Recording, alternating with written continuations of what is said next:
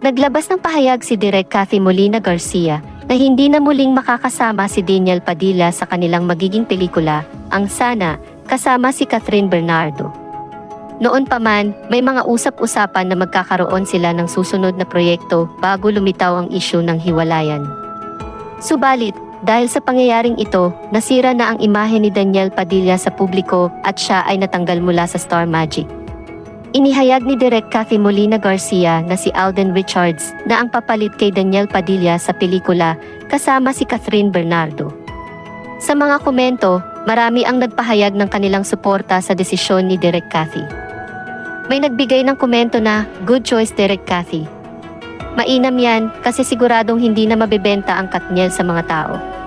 Ngayon pa lang, sukdulan na ang pagkasawa kay Daniel. Ano pa kaya kung pagtatambalin sila ulit sa isang pelikula? Siguradong lugi na kayo,